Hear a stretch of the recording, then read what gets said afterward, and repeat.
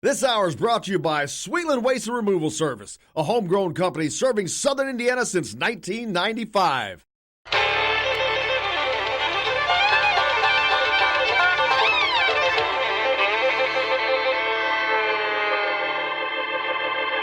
Well, we're coming to your city. Gonna play our guitars and sing you a country song. We'll all be flying higher than a jetliner. And if you want a little bang in your yin-yang, come along. Well, come on along and welcome aboard Indiana Sports Beat Radio with Jim Coyle coming to you on this Wednesday, October 16, from the Golf Club at Eagle Point Studios. Jake's at the wheel, keeping things on the track. Hope your week's been good as we try to get you over the hump here on Hump Day. On the program today, we'll be talking to Matt Weaver. We'll see if we can get Aaron Matus on with us. But Matt from Peaks.com will join us for sure. We'll talk some IU football.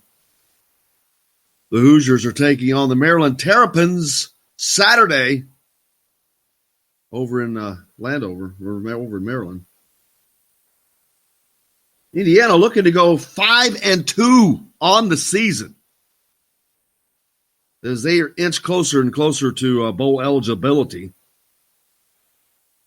I've talked about the great possibility that I think that Indiana is going to be bowl eligible before they get out of October, which has not happened since 1993. I think they're going to win these next 4 games in the Big Ten, which has not happened since 1993. The game at Nebraska, that's going to be a tough ask, man. That follows the Maryland game. Back-to-back road games. That's another great stat to look up. The last time that Indiana won back-to-back Big Ten road games. That's something to look up. That has to be quite a while. It was probably 1993. In 1993. Oh, that was 84, isn't it? Well, you know, I happened to just have that open to that page from the last time I was looking it up, but I could barely read this morning.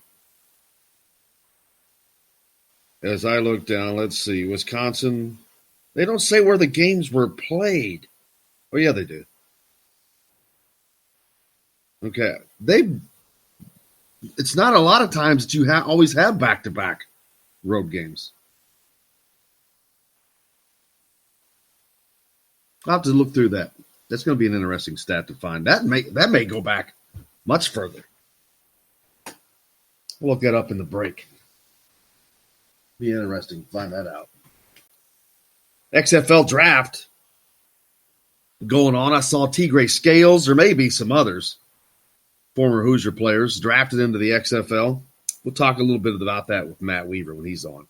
I'm sure he's following that.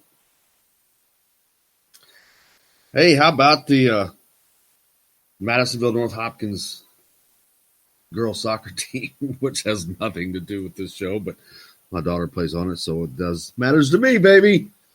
Big winners last night. Congratulations, Coach Stissner and the Maroons. They move on in the playoffs. Kylie scored, had an assist. Congratulations. They won 6-0. They've dominated this year, man. Congratulations, girls. You've had a hell of a season. Keep it rolling. Indiana women's soccer. They're looking to improve upon last season. 3 out of their last 4 matches are on the road. That's going to be tough. They're currently standing at 7-6, 3-3 in the Big Ten. Tonight, Indiana women's volleyball on the road. They are in Maryland. That's at 6 o'clock. You can catch that match on BTN. Some former basketball Hoosiers. Cody Zeller had a nice night last night, and they lost to the 76ers. He had 12 points, 6 rebounds, 3 assists in just 21 minutes of play. Thomas Bryant, an even better night, 17-5 for the Wizards in a loss to the Bucks. Romeo Langford, another injury. Starting to wonder about his availability. He tweaked a groin the other day. Now he tweaked a knee. Kind of seems oft injured. Have to keep an eye on that. Noah Vonleh had a couple points in the game last night as well. For Indiana football, Hunter Littlejohn, he went down with an injury last week on that line for Indiana, which they cannot stand to have any more attrition there. That would be big for Indiana. But he should be okay, Indiana center. Hey, Sean Riggins, it was announced a couple of days ago, he's retiring from football. Tom Allen announced that on Monday. He's had to deal with a lot of injuries and some concussions. And then, of course, you've got Coy Cronk, who's out, but is almost acting as a coach with Indiana, working with him. Tom Allen was talking about, we've got him out there, whether he's got crutches or he's on his little scooter getting around, we got him out there. He's like a greeter at Walmart, helping the team out.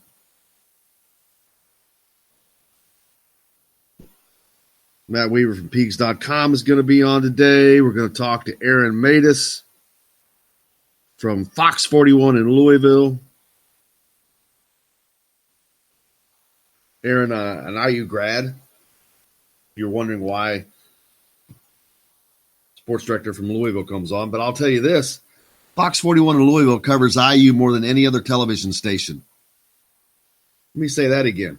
Fox 41 in Louisville covers Indiana better than any other television station, better than any Indianapolis television station. Fox 41 has been at more IU sporting events this year than any other television station.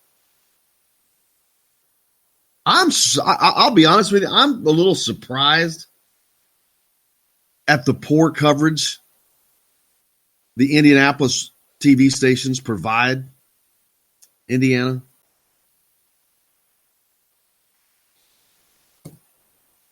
I think it's poor coverage, personally. You don't see them that often. They make a presence. They make sure they make a presence, but it's not like they're at every game. Not even close. Didn't used to be that way. It used to be an event. How about the deal with the NBA and China? Kind of off subject a little bit, but you see that business with LeBron James not working out too well for LeBron, running his mouth, talking about it's so funny when last year somebody had basically said shut up and play basketball to him.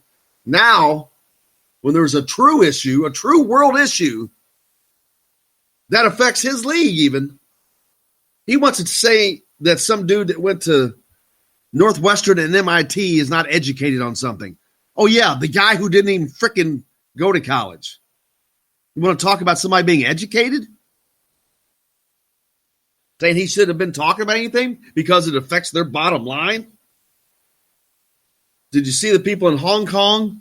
Because this is all about a tweet that was sent out in support of the protesters in Hong Kong by a Houston Rockets administrator or whatever he is. Simple tweet. But because of LeBron's cowardice, people in Hong Kong have been burning LeBron James jerseys, calling him coward, and he's taking a lot of grief because he has been, well, basically a cowardice stance. Now he says he wants to turn his focus from China to a championship. I think your chances of winning a championship are as likely as being president of China. How's that? He's something, man. He's something. We got a lot coming up on the program today. Like I said, Aaron Matus from Fox 41 is going to join us later. Matt Weaver from Peaks.com is going to be up next on the next segment. We've got player sound. Well, we got Jake. I know we got more Michael Penix. We haven't heard all of him yet. Cam Jones, defensive specialist. Have we heard from Tom Allen? I don't think so. We're hearing from Tom Allen as well. Plenty to get to. Stay tuned. Indiana Sports Beat Radio coming to you from the Golf Club at Eagle Point Studios here on this Wednesday, October 16th. Back with more right after this. I'm not gonna sing, whoa, baby. Honey, what's wrong with you? Well, now you don't treat me, baby, like you. Hello, everybody. Jim Coyle from Indiana Sports Beat. When I'm not covering the Hoosiers, you can find me at Bubba's 33 in Clarksville, located on the northeast corner of I-65 at Veterans Parkway. Bubba's 33 has hand-tossed pizzas, bold burgers, and ice-cold beer from a select list of local craft brewers. An incredible food selection, all made fresh daily. Whether you're meeting the team for that post-win meal in the family dining area or meeting friends for happy hour to watch the game on one of Bubba's 50 TVs. Bubba's 33 in Clarksville. Pizza, burgers, beer. We all want a winning smile for those championship photos, and that's exactly what you will get at Reynolds Family Dentistry in Sellersburg. Reynolds Family Dentistry has been serving the dental needs of Hoosier families for over 30 years. Let Doctors Roger and Jay Reynolds take care of your family. Just off of I-65 at 809 South Indiana Avenue in Sellersburg. Call 812-246-3368. That's Reynolds Family Dentistry, 812-246-3368.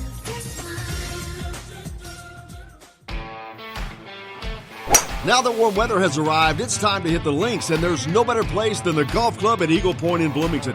Voted best golf course by the readers of the Bloomington Herald-Times, the golf club at Eagle Point is under new ownership, has new fairways and bunkers, and it's open to the public.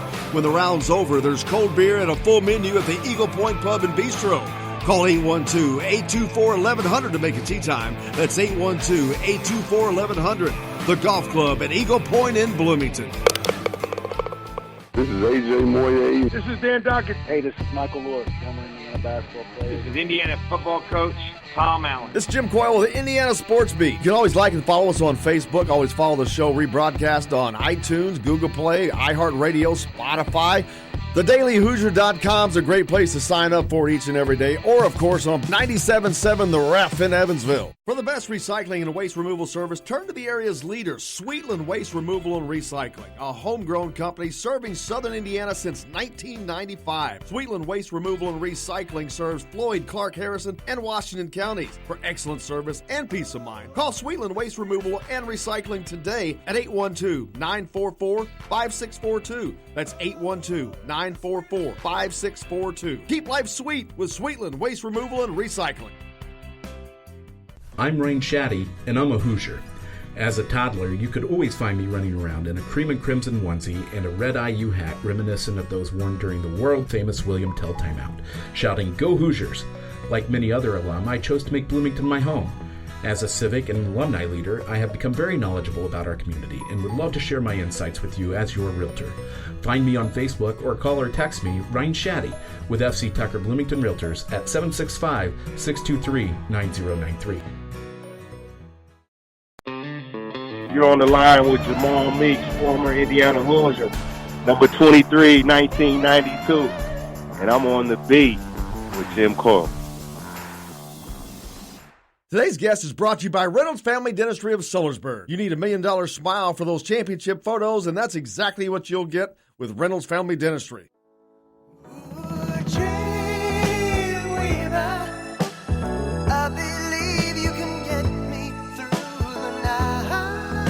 Welcome back to Indiana Sports Beat Radio here on this Wednesday, October 16th, coming to you from the Golf Club at Eagle Point Studios in Bloomington, joined now by our good friend Matt Weaver from Peaks.com. Matthew, how are you, sir?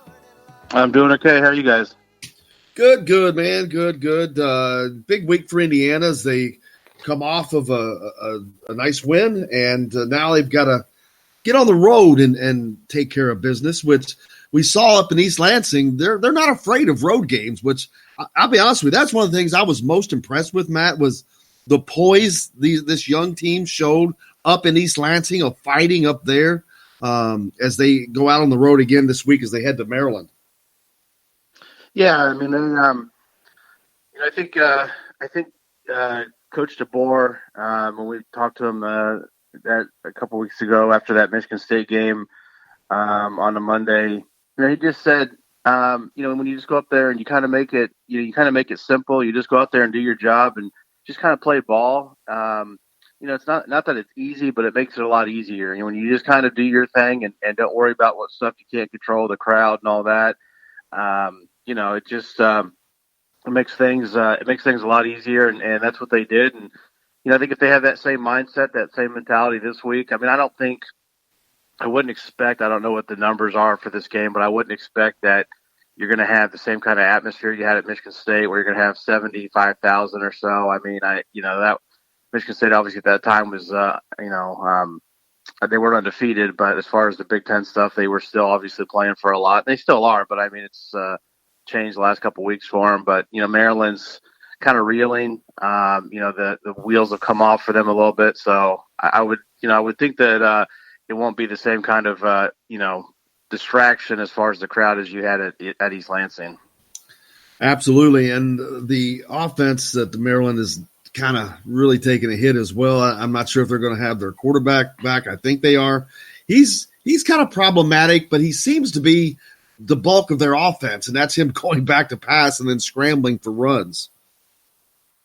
Yeah, talking about Josh Jackson? Yeah.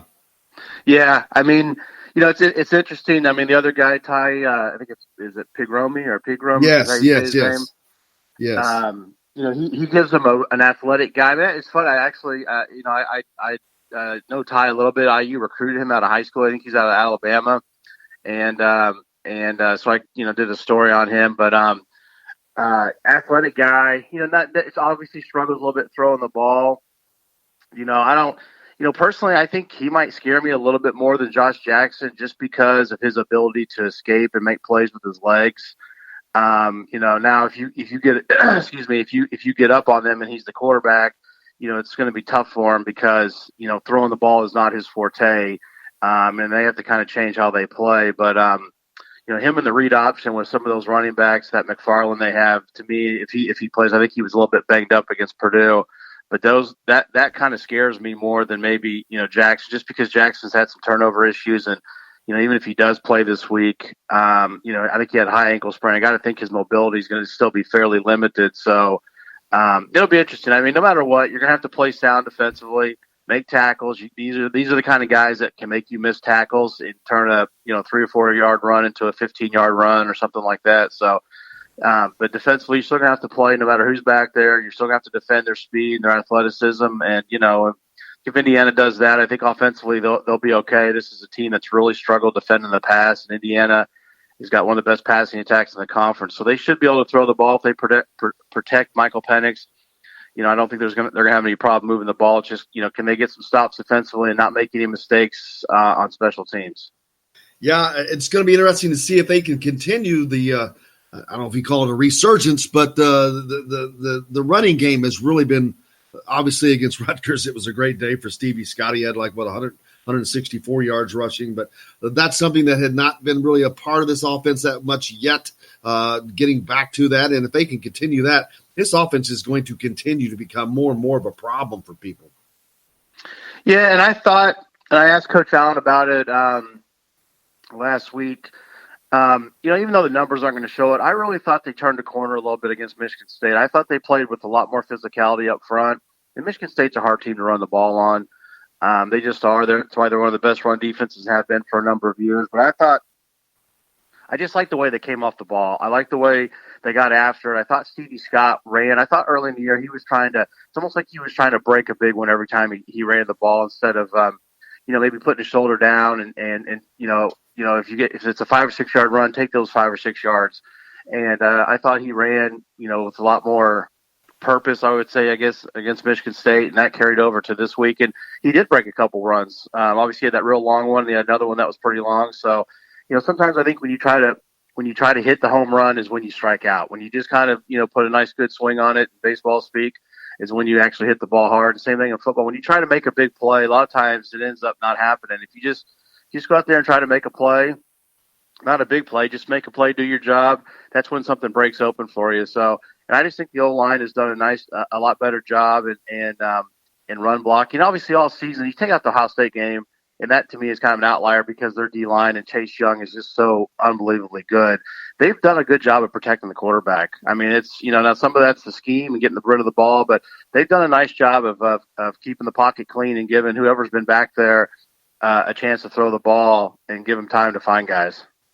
Yeah, and the running attack for Indiana is kind of starting to solidify with Stevie Scott, Ronnie Walker, and Samson James all having a nice day last week.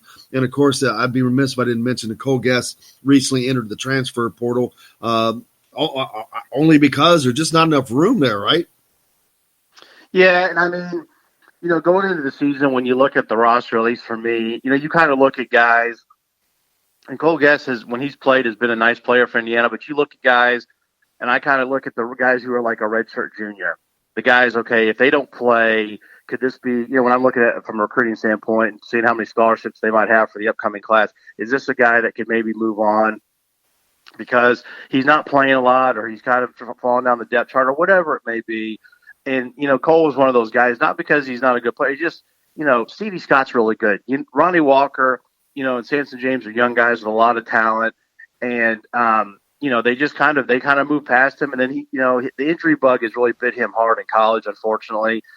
This is his third year of having, he was a Michigan State game because he got hurt against UConn and obviously he wasn't getting a ton of playing time, but then when that happened, he even fell further behind. So I'm not shocked that it happened. I mean, maybe a little bit happened during the season, but if you're in your mind, if you've moved on in your mind, if you're not all in, then it's best for you to go ahead and just step away now and start exploring other options and other opportunities for your final year of college football because it's not fair to you and obviously not fair to the team. Yeah, and then you look at you got the youth like David Ellis, who's kind of starting to poke his head out a little bit. Yeah, I mean, he's a guy. People ask me on our board about taking a running back in this class, with the loss of Cole Guest and then obviously Ivory Winters before at the start of the season. And one thing I've said is, I don't think they're going to take one unless it's absolutely somebody they just feel like they can't pass on. I don't think they're going to take a guy just to take a guy to give him some numbers. Excuse me. Because David Ellis is a guy that played running back in high school. He played all over the place, really, because he was a great athlete and could do a lot of things. But he could play running back if they, and then if they brought Alante Brown, the prep school guy that he was on campus this past weekend for an official visit. He's kind of like more like a Walt Fillier as far as his stature, but he's a guy that could play running back too. So if you would get a guy like Alante Brown and you have David Ellis, I don't think taking what I would call a pure running back, a guy who basically is just a running back in this class is a necessity. If there's somebody out there that you absolutely just love and you can't pass on, then you do it. But you don't take a guy just because you lost a couple and you need to get your numbers up. I think their numbers are okay, especially if they would get somebody like Alante Brown or somebody similar who's kind of an athlete who could play receiver, running back, or whatever. I think they'll be okay. And David Ellis, I mean, he's just got natural running instincts. You can see that. I mean, as against Rutgers, I get it.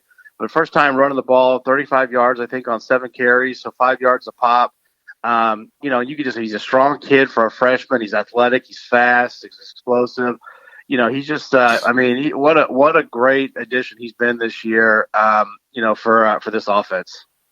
Yeah, and then you look at Nick Westbrook had a decent day last week, too. 5 catches, 50 yards. You guys had a piece on him. Trying to get him more involved in this offense. Yeah, and I think that's been – Coach Allen mentioned it, I think it was last week on his radio show, last Wednesday.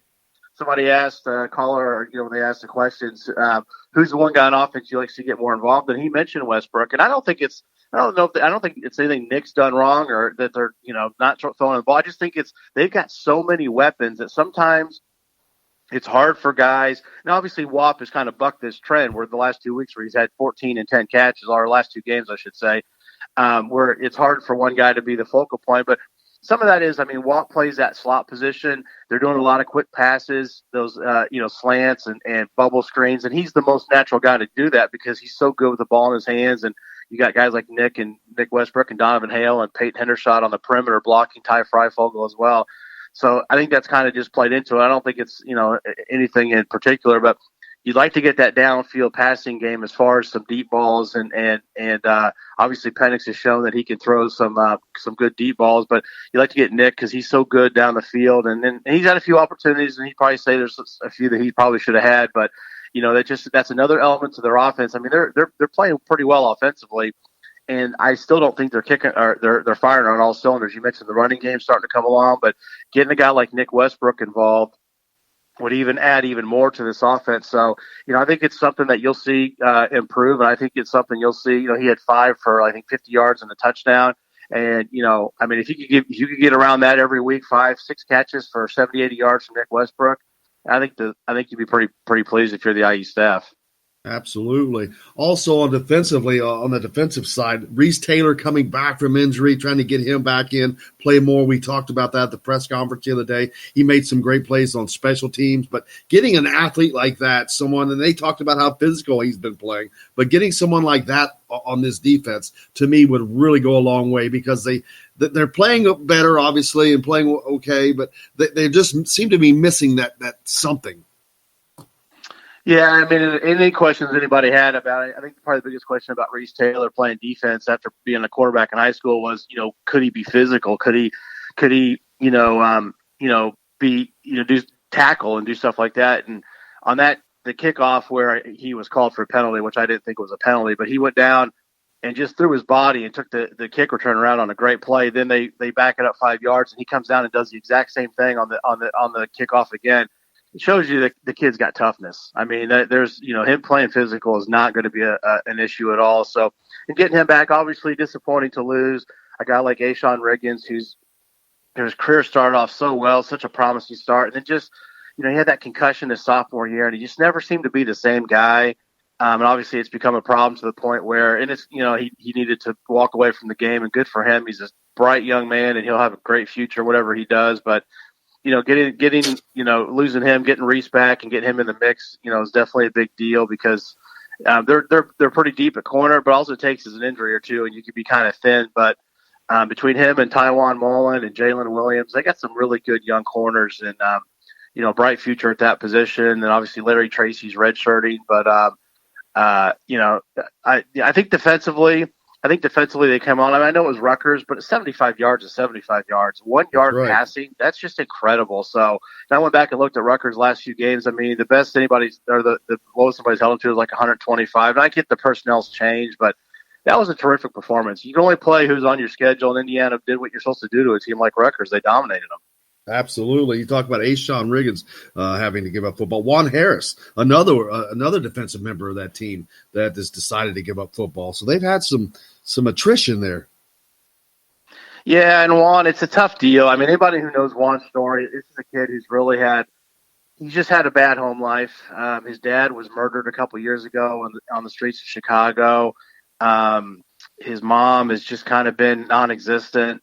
He's kind of bounced around from, friend or coach or, whoever. I mean, I know for a while in high school, he lived with one of his coaches. Juan's really, he's a bright kid. I think he has trust issues, which is probably understandable when you've grown up like that. It's just a shame. He's got a lot of talent. I just wish nothing but the best for him, whatever he decides to do. Just getting to know him through the recruiting process. I always really liked Juan, and I think nobody can help the situation that they're born into. It's just a shame that he's not had the advantages that a lot of people in this world do, but hopefully he can figure it out and get things on track, because he's really not a bad kid at all. He's just not had any kind of guidance or kind of support system at home that a lot of us take for granted. Yeah, and people don't think that makes a gigantic difference. They're absolutely wrong. But, we wish him the absolute best. Few changes on the depth chart. Not a lot, but just on defensively especially, one of which I think is Jalen Williams will be starting at cornerback for Indiana. Yeah, and if you go back, him and Taiwan actually started, back in the game notes or the box score from the Rutgers game. And then also, actually, the entire secondary was changed. You mentioned Jalen Williams and Tywan Mullen at corner, and then Khalil Bryant and Jawan Burgess got the start at safety. Now, Indiana rotates a lot, and actually I think Devon Matthews might have Jawan Burgess and Devon Matthews play that one safety position, but I think Devon Matthews might have actually got a few more snaps than Jawan Burgess did. So really, who starts and who doesn't is not as big of a deal. But it was interesting that there were some changes. It shows depth. And I don't think that some of those guys were playing bad. I just think they're just trying to maybe shake it up, trying to get some plays. I mean, they haven't got the takeaways this year that they got last year, and a lot of that's obviously comes from your secondary, your DB. So I think they're just trying to shake it up. Jawan Burgess is a really talented guy. Khalil Bryant, may not be the most physically, athletically gifted guy on the team, but he's really smart. He plays hard. He's always in the right spot. I mean, Coach Allen talked about him Monday. I think he was one of the players of the game on defense. So just trying to shake it up. But, Brian Fitzgerald and Devon Matthews and Raheem Lane and Andre Brown. Andre Brown actually got some run at safety. I don't know if people noticed that, but he's really on third downs against Rutgers, which to me I always felt like he might be a better fit at safety than corner. But they've just got a lot of interchangeable parts, a lot of good athletes back there. And maybe this is something they do going forward. Obviously, it works Saturday, so we'll see what happens. Absolutely. And Matt, you got anything else that people need to know about? Oh, yeah. Was down there yesterday and talked to Coach Hiller and Matthew Bedford and David Ellis. And I'm actually putting a little Q&A I did with Coach Hiller up on our site right now as we speak. And that'll be up here in just a few moments. And, have some other stuff. And on Matthew Bedford, David Ellis, good talks with him yesterday. A couple great young guys. Matthew Bedford, both of them just really well-spoken, just good kids, and obviously very talented players. So people should be looking forward to those coming out here in the next day or two. There you go. Matt Weaver, our friend from Peaks.com. Thank you, sir. Appreciate you. Look forward to – I won't see you on Saturday. I'm not going to the game, but look forward to seeing you soon. Okay. Take care, man. You bet. Matt Weaver from Peaks.com, the Dream Weaver himself joining us. Coming up next, sports director from Fox 41, Aaron Matus. He's going to be joining us. We've got a lot to get to. Also, a text into the show from Tim.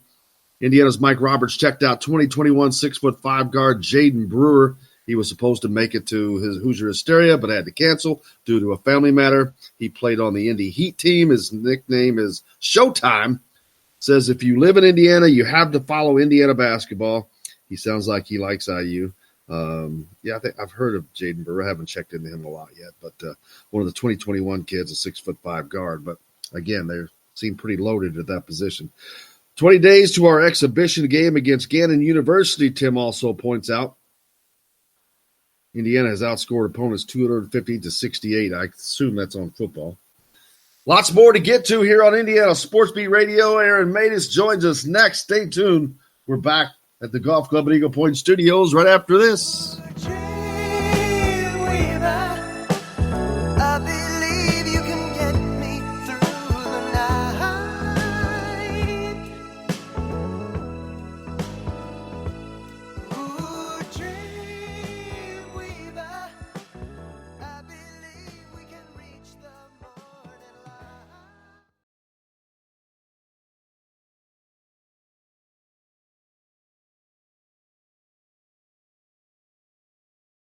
Hello, everybody. Jim Coyle from Indiana Sports Beat. When I'm not covering the Hoosiers, you can find me at Bubba's 33 in Clarksville, located on the northeast corner of I-65 at Veterans Parkway.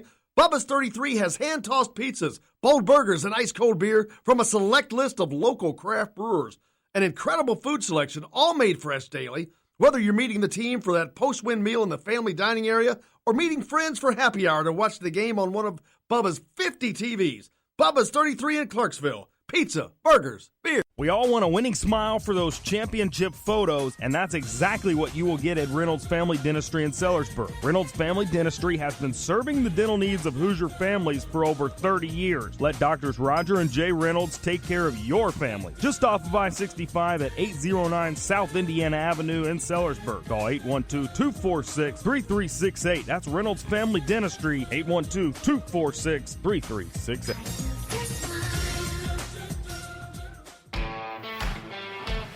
Now that warm weather has arrived, it's time to hit the links, and there's no better place than the Golf Club at Eagle Point in Bloomington. Voted best golf course by the readers of the Bloomington Herald-Times, the Golf Club at Eagle Point is under new ownership, has new fairways and bunkers, and it's open to the public. When the round's over, there's cold beer and a full menu at the Eagle Point Pub and Bistro. Call 812-824-1100 to make a tee time. That's 812-824-1100. The Golf Club at Eagle Point in Bloomington. This is AJ Moye. This is Dan Dockett. Hey, this is Michael Lord, former Indiana basketball player. This is Indiana football coach Tom Allen. This is Jim Coyle with the Indiana Sports Beat. You can always like and follow us on Facebook. Always follow the show rebroadcast on iTunes, Google Play, iHeartRadio, Spotify. TheDailyHoosier.com is a great place to sign up for each and every day, or, of course, on 97.7 The Ref in Evansville. For the best recycling and waste removal service, turn to the area's leader, Sweetland Waste Removal and Recycling, a homegrown company serving southern Indiana since 1995. Sweetland Waste Removal and Recycling serves Floyd, Clark, Harrison, and Washington counties. For excellent service and peace of mind, call Sweetland Waste Removal and Recycling today at 812-944-5642. That's 812-944-5642. Keep life sweet with Sweetland Waste Removal and Recycling. I'm Rain Shaddy, and I'm a Hoosier. As a toddler, you could always find me running around in a cream and crimson onesie and a red IU hat reminiscent of those worn during the world-famous William Tell timeout, shouting, "Go Hoosiers!" Like many other alum, I chose to make Bloomington my home. As a civic and alumni leader, I have become very knowledgeable about our community and would love to share my insights with you as your realtor. Find me on Facebook or call or text me, Ryan Shaddy, with FC Tucker Bloomington Realtors at 765-623-9093. This is James Blackman Jr., former Indiana Hoosier. Make sure you're keeping up with the Hoosiers on Indiana Sports Beat. Today's guest is brought to you by Bubba's 33 in Clarksville, with hand-tossed pizzas, bold burgers, and ice-cold beer. Pizza, burgers, beer. Bubba's 33 in Clarksville. Come on. Welcome back to Indiana Sports Beat Radio here on this Wednesday, October 16, coming to you from the Golf Club at Eagle Point Studios in Bloomington. Our good friend Aaron Matus from Fox 41, the sports director. How are you, my friend? I am doing very well, sir. Beautiful fall morning on my way to Lexington to sit down with John Calipari and talk to him a little bit about the upcoming season. Well, while you're there, ask him when he's going to reschedule the Indiana game. Maybe that'll come up. I get to probably talk to him a little bit about infamous now IU recruit Keon Brooks, who I know the Big Blue Nation is very excited about having this year. You know, I saw I was looking through some stuff this morning, and I saw something on him about that. Yeah, and I was just thinking, man, that still stings for Indiana, not losing that kid. Just losing a kid is hard when you lose one like that, but when you lose it to your arch rival, that really makes it that much worse. Yeah, and if you remember, the winds were blowing strongly towards Bloomington in December, and he decided to hold off. You know, again, if you believe everything you read on Twitter, which you shouldn't. But then they go on that losing streak, and lo and behold, he slips away to Kentucky of all places. Absolutely, yeah, that was not a fun time for a lot of Hoosier fans. That's one that most of us, including myself, thought that he was certainly Bloomington bound. But it sounded like it for a while there. Indiana's on the basketball side. There's rumors that, well, it's not rumors. They've talked about it. Christian Lander, there's a possibility he might reclassify to the class of 2020. Yeah, you know, I'm behind on this. I'll admit it, but I was just texting with my colleague and Hall of Fame basketball writer Rick Bozich, who keeps a close eye on all this stuff, about seeing some of this, and that's really interesting for Indiana, especially they're in the mix for some point guards, and I'll give you a heads up here. I'm about to go through a tunnel, so I hope I don't lose you, or if you lose me, just give me a minute to get out of the tunnel. But really interesting to see them, how that would affect the class if he does do that. Yeah, I think it would be huge because, for one thing, I think that it may really help Indiana land Dawson Garcia, but I think Dawson Garcia's decision is going to come before that, so I don't know if it's going to have any impact on that. But let's say Dawson Garcia does decide to choose Indiana. If he did reclassify Christian Lander, that would be a pretty blockbuster class that they would end up with. Oh my goodness. That would be a huge class. Of course, we're talking about him reclassifying and picking Indiana, which they're in good position with him by all indications. But he's obviously got quite a few suitors coming after him. I've seen even Louisville fan base is already riled up about it, saying he's going to reclassify and come to U of L. So they think they got a shot at him if he reclassifies. But yeah, I mean, if you talk about what they've already got in place, plus a 5-star point guard, plus a 5-star big man, watch out. Yeah, I think that the fact that Indiana has been, Archie Miller's been trying to land a point guard for 2 years and has not been able to do so. And that would, having him reclassify and go to Indiana, that would kill two birds with one stone for Archie Miller. It would get him that backup point guard for Rob Phinisee that he hasn't had since Phinisee has been here, and it would allow him to keep other players in their proper positions, like not moving Al Durham over to point or whatever the case may be, and also just solidifying getting that player. And landing a player like Christian Lander, to me, is tantamount for Archie Miller. He has to land Christian Lander for the very reason we just talked about when we opened up with Keon Brooks. You can't lose players like that. When you lose one like that, that really hurts. He can't afford. I don't think Archie Miller can stand from a PR hit to lose the second biggest player in Indiana in the last 3 years. Yeah, I hesitate to say that about every top talent that comes out of Indiana, because as we know, it's almost yearly, and certainly every other year at least, that there's some major talent that comes out of Indiana, and to put the kind of pressure that he's got to land every one of them, I think is tough. I mean, you got to give him some credit for Romeo, whether or not you have opinions on how that worked out. You got to give him some credit for Trace Jackson, for Brunk in a sense, and for some of the other in-state guys that maybe aren't 5-star kids, but he's done very well. So I do hesitate to say every time there's 5 stars next to an Indiana kid, it's make or break. But certainly with everything that's gone on with that point guard position, this is a big one. Yeah, and I agree. You don't have. There's too much to land every one. It would be great if you could, but the reason I say that is because Keon, at the time, Keon Brooks, he was the best player in the state, and there's no doubt that even right now, Christian Lander is the best player in the state, and he's a junior right now. Yes. So I don't think he can afford to lose the best player in the state 2 times in a row. Especially with the fact you had, like we talked about, Keon Brooks seemed like he was gift wrapped for Indiana, heading towards Indiana, and then all that changed. Now that indication is not there for Christian Lander right now, although I think Indiana's in a very, very good position. I'm not going to sit here and say that he's deadlocked to go to Indiana, but I just think I know Archie has spent a ton of time and resources on this recruitment, and there's no doubt that Christian Lander is the top target for that class or for just the recruiting right now, period, for Archie Miller. Yeah, I mean, he did a speaking engagement down in Evansville, which is wonderful that he does that, but I think everyone knew a little bit of what was going on there and why he picked Evansville to make an appearance. But interesting to what you said is a backup point guard to Rob Phinisee, which makes perfect sense. But do you think Christian Lander's going to go commit somewhere where he's going to be a backup player? Do you think that's what? I'll admit I have not spent much time talking to Christian Lander, so I can't really comment. But just interesting to think about that, because Rob Phinisee will, if everything we're talking about comes to fruition, if he reclassifies and commits to IU, you'd have a junior 2-year starter at point guard in Rob Phinisee. Yeah, I think because Christian Lander is so good with the ball that he can play a little off the ball, and Archie runs 3 guards a lot. So I can see Phinisee and Lander on the floor at the same time sometimes.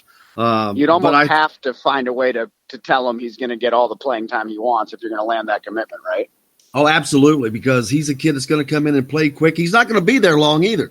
Is he going to be there 1 year, 2 years? We don't know that, but I guarantee you it's not going to be long. That's for certain. Yeah, that's a big one. That's very interesting. Be interesting to see that, how that, it just changes everything, because suddenly, what are you telling these other point guards you're kind of in the mix for? And, you got what Lander wants to do. And gosh, I do not envy these coaches. No, it's a game of poker. I mean, basically, it's a game of poker. And it's crazy. Exactly. Football-wise, Indiana hits the road this week as they travel to Maryland. You know, they're looking for back-to-back Big Ten wins, Aaron, for the first time since 1993. I had to look it up. It was probably a good guess since the last great year they did a lot of stuff was 93. They won 4 straight Big Ten games then. I looked up, they won back-to-back road games, but they weren't back-to-back exactly. They won at Minnesota. They then won at home against Iowa, and then they went on the road and beat Northwestern that year. So that was their back-to-back. In 87, they actually had back-to-back wins, and it was Ohio State and Minnesota. But that's been that long since Indiana's done something like this. And I know it doesn't sound like a big deal, but when you're talking 25, 26 years between doing something, it's a big deal. Yeah, I agree. Listen, everything for Tom Allen and the program is a big deal when it's a step in the right direction, because there's been so many steps in the wrong direction under previous coaches, and quite frankly, under Allen as well. It's been 1 step forward, 2 steps back, and there's evidence of that every year. And here they are playing pretty good football with a chance to go on the road. They're favored to win. Maryland is a bit of an enigma to me. They came out of the gates so hot. They're a bit of a disaster right now, but when it comes to IU, again, favored on the road, a chance to get to a 5th win at this point in the season. It is a huge opportunity, and quite frankly, they got to get one of these next 2 for sure. And I think this is a game they just got to go get somehow. Oh, absolutely. To me, this is not even a question. This is a win that you have to guarantee that you get, because I think that they have to win 3 out of the next 4, which that includes the Rutgers game, which they've already won. They have to win 3 out of this 4 set, and that makes them bowl eligible, bam, already, and then you've got 3 games left to play. So you're going to be a lot looser. I think this team will be so much stronger if they get those wins. Man, that confidence is going to do nothing but continue to grow, and they continue to play better. And when you're more confident, you're going to play better, and you're going to need that because the schedule is really going to stiffen up after this 4-game stretch. If not going on the road at Nebraska is not enough. You follow that with a game against Northwestern. Then you got to go to Penn State, and then you welcome in a Michigan team. Then you get to go to Purdue. So the schedule continues to ramp up for Indiana, but they've ramped up their play of late, and they got to keep continuing that, and they got to stay healthy. Yeah, and I couldn't agree more to if they could, clinch a bowl game, so to speak, early in the season, what I think that could do for the program, and let them just play, get better, improve. They're young, so it'd be all valuable experience. But we all know the history with entering the final week 5 and 6 and playing Purdue, and it's all this team has known for what feels like years, and it's just gonna add unnecessary pressure. It's the question you and I will be asking 100% as that situation unfolds. So if they were to be able to get it done earlier and maybe take a swing at a 7-8, gosh, that they started the hashtag 9windiana season, that would be something so valuable for this team, especially with how many people, are coming back next year. And of course, you've got a redshirt freshman quarterback, and that experience for him to play without this cloud of the bowl game pressure over the top of him going into Purdue week, it would be huge. Absolutely, and they do have a bright future. As you pointed out, they got a lot of youth on this team. 80 out of their 113 players are underclassmen. So that is nothing but a good sign going forward. And if they continue to play well in conference play, this team, I don't want to put the cart before the horse and think about all that stuff. We got to take it one game at a time, but things are looking up for Indiana football, and I think Tom Allen is doing a fantastic job. I really like what he's doing now, and I think you and I spoke about this last week. They've got to avoid the dud in the middle of the season. I believe 2 years ago it was against Maryland. Last year it was at Minnesota, and they're just not at a point as a program where they can afford to play a game like that in the middle of the season. There's no ifs, ands, or buts about it. The last 2 years, that one dud has cost them a postseason game.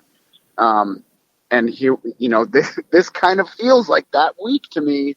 And I'm just fascinated to see if this program has made enough strides, has enough depth, as Tom Allen's always talked about building at this point, to avoid that midseason hiccup. Well, I think Tom Allen has grown as a head coach. He's got 2 years of experience since then, because you're right, that was a dud. That was the dud. That was the beginning of the duds, that loss at Maryland. It was. I remember that. That was a game they should have won, and it drove me nuts watching that game. I'm like, wow. But there have been times this season that I've asked the questions after was not the UConn game, but maybe the Eastern Illinois game, I forget. But and then during that second quarter last week against Rutgers, where they're just not doing. They had a lull where like 6 straight drives of nothing, but yet they have all these other 13-play, 99-yard drives, and they had so many good things. But then it's like they lose focus. And then they've said that. And I'm like, man, Indiana just cannot afford to do that. They can't afford to lose focus. They must maintain it at all times. Yep, totally agree. They are not. They aren't at the status of a program. Look, I'm covering the Clemson game against Louisville this weekend. Clemson lost focus against North Carolina earlier this year. And not that we're drawing any comparisons to Clemson and Indiana. I'm just stating the point that Clemson's a team that can play poorly for 2.5 quarters and still whoop your butt. And they came back and ended up beating North Carolina. North Carolina's not a team that you're going to see at the end of the season in the national playoff picture, but yet they almost beat a team that is in that. And because of exactly what you're talking about. And Indiana is by no means in the conversation of Clemson as a program, and they just, as you said, they have got to be focused for 60 minutes. And I think it's worth pointing out the defense for Indiana seemed like they were, they played 60 minutes against a terrible Rutgers offense, but they didn't let up because that stretch, it was 21-0 with 8 minutes left in the first quarter, if I remember correctly. And the defense ended up having to make multiple stops. And, if a better team scores a touchdown or two or something, and all of a sudden it's, 21-14 at half or something. It's a different game. So, that lull against a better team. And let's be honest, there's no more Rutgers on Indiana's schedule. Every single team they play is better than Rutgers. And a lull like that could cost you. Absolutely. Any surprises to the football season overall, just in general, not just with Indiana, period, this season? It seems like to me everything's kind of going as planned. Yeah, for us in Louisville, we focus on Louisville, Kentucky, Indiana, and Western Kentucky. And if I'm looking around, I thought Indiana was going to be pretty good. They've been pretty good. I thought Kentucky was going to struggle compared to last year, and they certainly have. Now, Louisville, that's been a surprise. They're playing a lot better than I expected, and credit to Scott Satterfield for they're projected. Really I saw somebody project them to a bowl game, Aaron. At this point, they're projected or whatever you want to call it, favored to make a postseason game, which that is wild. If you watched any of their second half of last season, to see the turnaround compared to what was an utter, total systems failure at the end of last year compared to how hard and how much they're fighting right now under Scott Satterfield. Boy, he deserves a lot of credit for coming in and making some changes quickly. Bonus, baby. He's talking bonus is what he wants. And Tyson Helton's doing a good job down in Western Kentucky as well. So they're that's Conference USA football. It's not major, but they're doing a nice job, and that's been a little bit of a surprise too because they had their struggles. So we've had a couple as predicted and a couple surprises so far in terms of what the teams we cover. Well, brother, I appreciate you as always. Love talking to you, and hope you have a great rest of the week and have fun this weekend with covering Clemson. That ought to be a good time. Should be a good game. Appreciate you having me on. You bet, brother. Aaron Matus, sports director from Fox 41 in Louisville. Good friend joining us here on Indiana Sports Beat. We appreciate him as always. Here on this Wednesday, October 16th, we got plenty more coming up. Stay tuned. We'll be back with that and much more from the Golf Club at Eagle Point Studios right after this.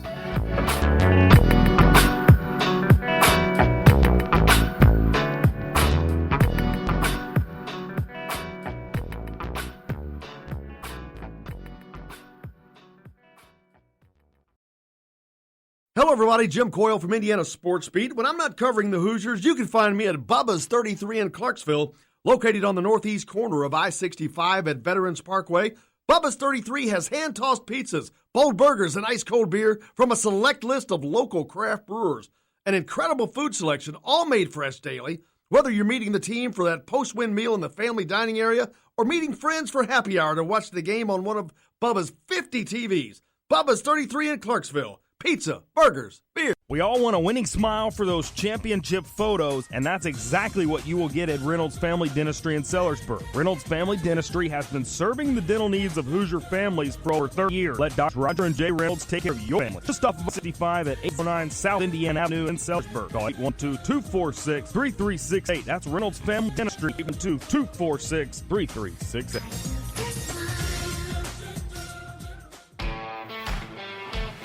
Now that warm weather has arrived, it's time to hit the links, and there's no better place than the golf club at Eagle Point in Bloomington. Voted best golf course by the readers of the Bloomington Herald-Times, the golf club at Eagle Point is under new ownership, has new fairways and bunkers, and it's open to the public.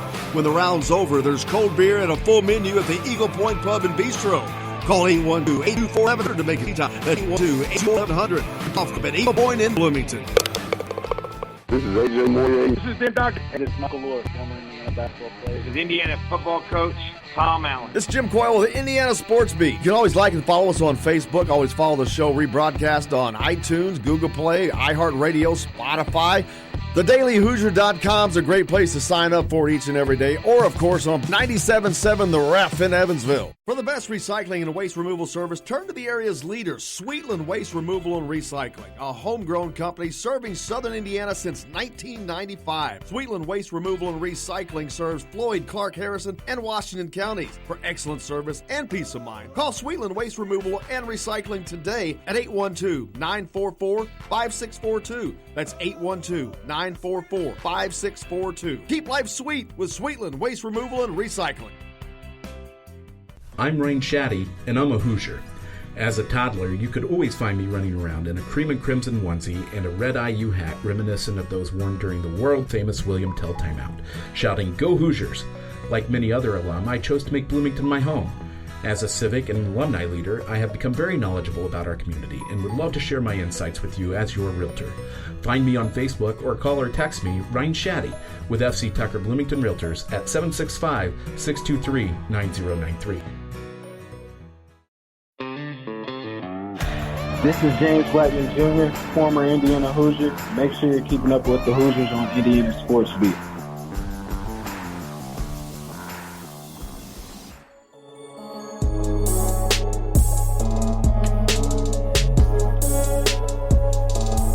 Welcome back to Indiana Sports Beat Radio here again today. It's Hump Day, Wednesday, October 16th. Got to speak with Matt Weaver from Pigs.com earlier, as we do each every Wednesday. Aaron Matus, sports director for Fox 21, just joined us. Indiana football on the road Saturday at Maryland as Indiana takes on the Terrapins, looking for back-to-back Big Ten wins for the first time since 1993. And if they get through that, they will be looking for back-to-back road wins for the first time since 1993. And that season, they won at Minnesota. They beat Iowa at home and then beat Northwestern on the road in the midst of a four-game win string there. I'll have to go back and see who that fourth game was. Indiana's a 5-point favorite at Maryland right now. I like to say that it would be much more than that, but I do remember that game 2 years ago that I don't think they were the favorite, but they dang sure should have won. Hopefully they'll get business taken care of. Indiana volleyball on the road at Maryland tonight. That's at 6 o'clock. You can catch that on BTN. If you want to read a great story about Wap Fillier, our friend Tom Bruce got one up at his site, si.com/college/Indiana.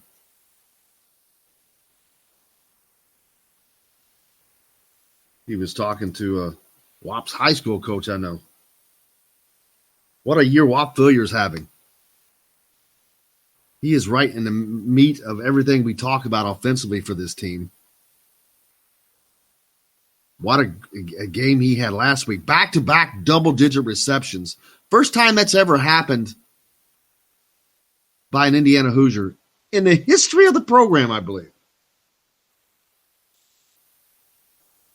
No reason to think he can't make it 3 straight. As I don't think that Maryland defends the pass all that well. And they are going to have hell trying to keep up with Whop and crew. Because, and we talked about this earlier, Michael Penix has so many weapons to go to. I was talking about this with Matt Weaver when we were talking about a couple of the guys that have left, retired from the program, not transferring or whatever, but although there is Cole Guest who is transferring, but that's just because there's no room at the end in the running back room. I actually thought that this offense would suit him, to be honest with you, more so than any of the other running backs with passes out of the backfield, but they haven't done that a ton. Those passes have gone more to Whop in that slot position. And he's done great with it. He's had a heck of a year. I saw a stat the other day from Pro Football Focus. I think it had to do with yards after contact. He's like 4th in the country or something like that. You got to have players making those kind of plays to have a successful team. And Indiana is doing just that. Michael Penix is showing to be exactly what we had thought that he would be, which is why everyone that follows this team and the media that I work with and whatnot in the preseason, we all knew that Michael Penix had to be the guy. And it's not a slam on Peyton Ramsey. It's just I beat that dead horse. He is what he is. His limitations are what they are, and that's okay.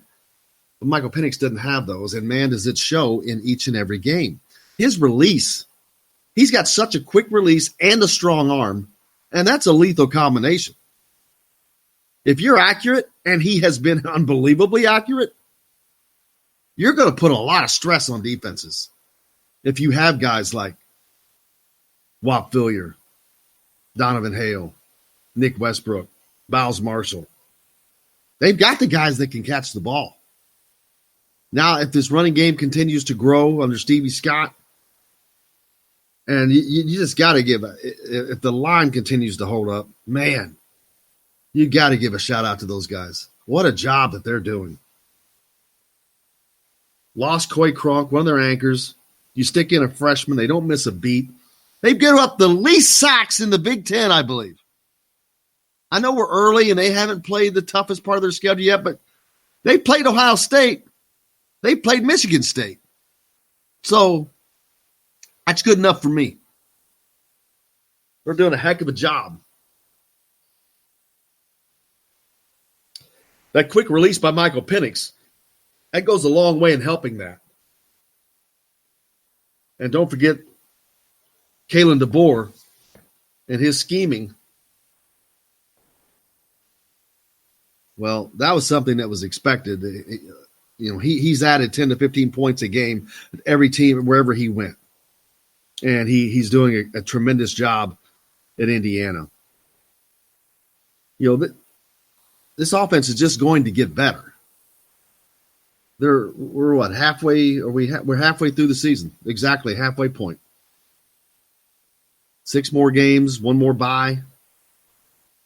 This team's going to get stronger and stronger. Fortunately for Indiana, the 2 toughest games they have remaining are on the back half of this last half of the season. At Penn State, followed at home against Michigan, followed by a road game to Purdue, the rival. So there's no doubt those last 3 games are the 3 biggest games of these last 6 from that standpoint. Now the team does not look. The team looks at as Maryland as the biggest game, as they should. Right now, Maryland is the biggest game on the schedule because it's the next game, and it's a game they have to win. Not have to as far as wrecking the season, but have to as far as further convincing people this is not the Indiana of old. This is not the Indiana who can't stand prosperity. This is not the Indiana who's sitting at 4 wins, needing to add that 5th one to get one game closer to bowl eligibility. Like 2 years ago, they were in a similar position, and they go on the road, and they coughed up an egg against Maryland. I don't see that happening this time. This is a completely different team. It's a different coaching staff because Tom Allen was that his rookie year? That was his rookie season as a head coach. And I promise you, this is no slight against Coach Allen, but his head was just spinning. He was still trying to run the defense and not really being a head coach. He was more split apart. So this is a different situation. I think he has this team's attention a lot more because he can focus on being that person more. So I'm not – I don't want to say I'm not worried. I just don't see – I don't see that happening. I think that they know what they have to do. Cautiously optimistic. Well, there you go.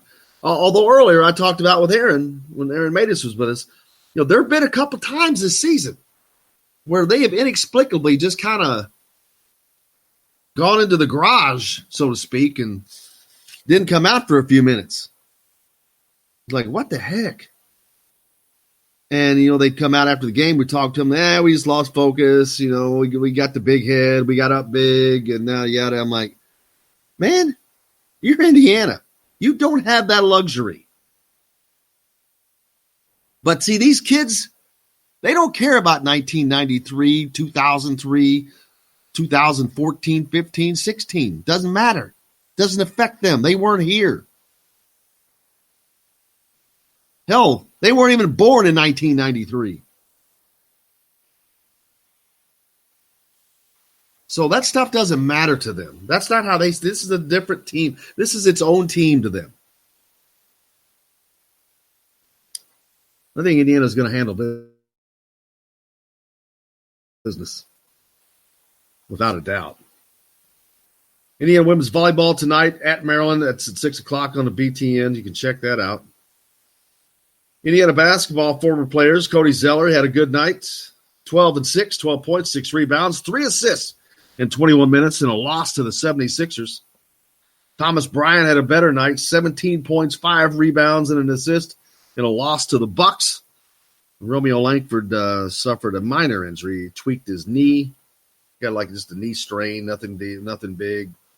But it's just another – it seems like he sure gets injured a lot. He's coming off of a groin tweak, which he was coming off of the thumb deal, and it's you really start to wonder about durability when you're that young and you're going through that many injuries that quickly. Noah Vonleh had a couple points in the game. DJ White, of course, he's not in the NBA. You got a lot of guys playing overseas. Of course, we always keep up with those guys. Usually get them on the show. Mo Creek, Jordan Hulls. Will Sheehy's playing with Jordan Hulls this year over on that German team. Oh, my gosh. I forgot to ask Matt Weaver about the XFL draft, man. Meant to do that. I can't remember if T. Gray Scales was the only Indiana player I saw get drafted. I'm thinking it was. He's the only one I saw. Okay. I was thinking there were others, so I'm cool with it then. As long as I didn't miss others. But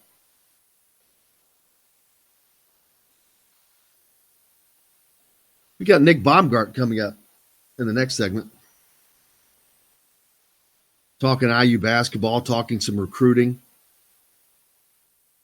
Get you up to speed on what's going on in that regard.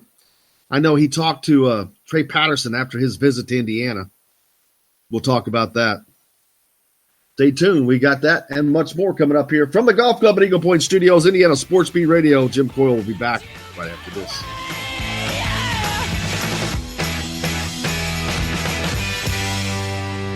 I said, are you gonna be my girl? Hello, everybody. Jim Coyle from Indiana Sports Beat. When I'm not covering the Hoosiers, you can find me at Bubba's 33 in Clarksville, located on the northeast corner of I-65 at Veterans Parkway.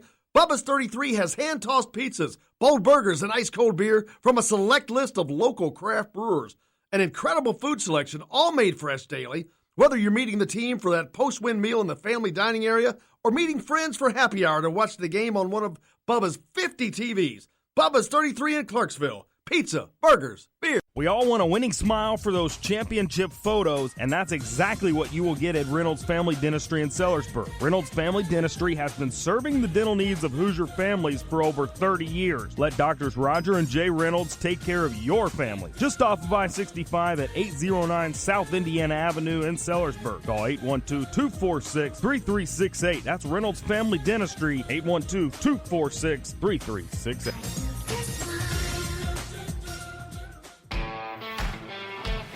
Now that warm weather has arrived, it's time to hit the links, and there's no better place than the Golf Club at Eagle Point in Bloomington. Voted best golf course by the readers of the Bloomington Herald-Times, the Golf Club at Eagle Point is under new ownership, has new fairways and bunkers, and it's open to the public. When the round's over, there's cold beer and a full menu at the Eagle Point Pub and Bistro.